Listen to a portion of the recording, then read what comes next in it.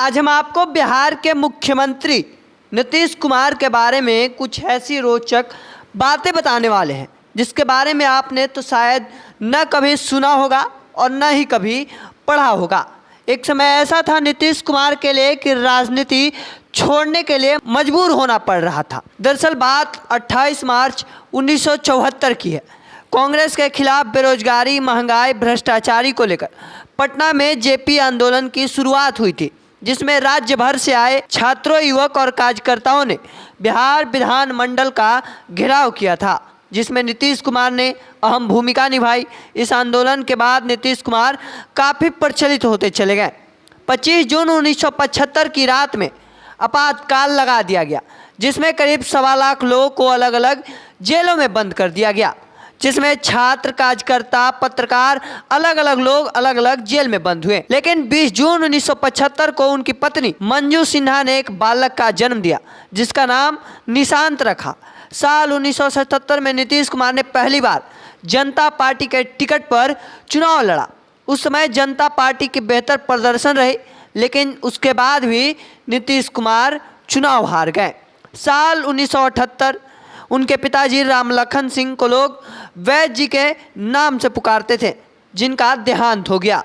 नीतीश कुमार कभी कभी दवाई की पुड़िया बनाने में अपने पिताजी की मदद किया करते थे, जिसका जिक्र वो आज भी अपने भाषण में करते हैं कि पुड़िया वो इस तरह बांधते थे कि गिरने के बाद भी खुलता नहीं था।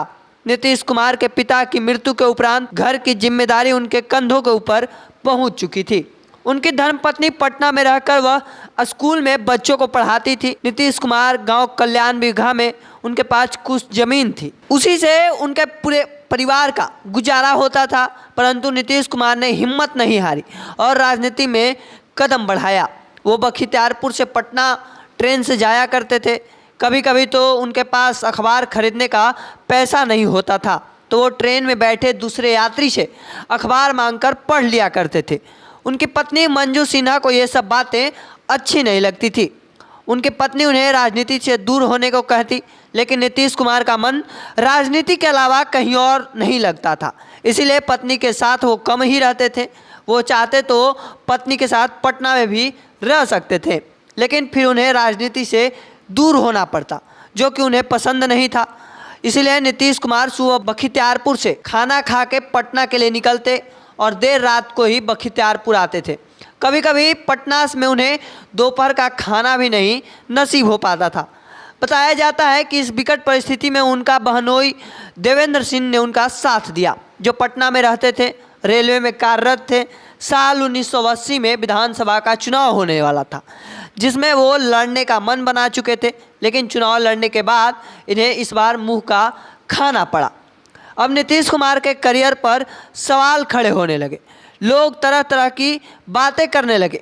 उनकी पत्नी और उनके परिवार वाले भी उन्हें राजनीति से दूर होने के लिए कहने लगे। परिवार के दबाव का कारण कहीं न कहीं नीतीश कुमार टूट चुके थे। लेकिन एक बार फिर यहाँ नीतीश कुमार चुनाव लड़ने की तैयारी में जुट गए। साल 1985 में उन्हें लोक दल के टिकट दिया गया, जिसमें चुनाव प्रचार के लिए कुछ रुपये और एक जीप दिया गया था।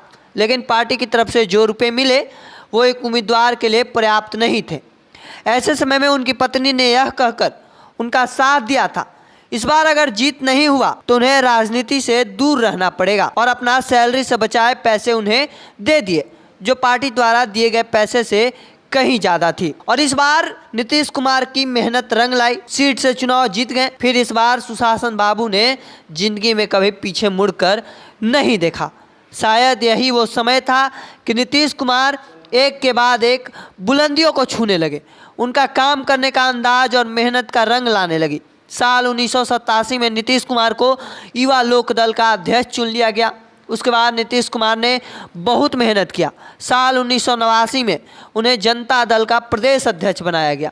उन्हें पहली बार चुनाव लड़ने का मौका मिला, जिसमें और सांसद के साथ केंद्र में मंत्री बने।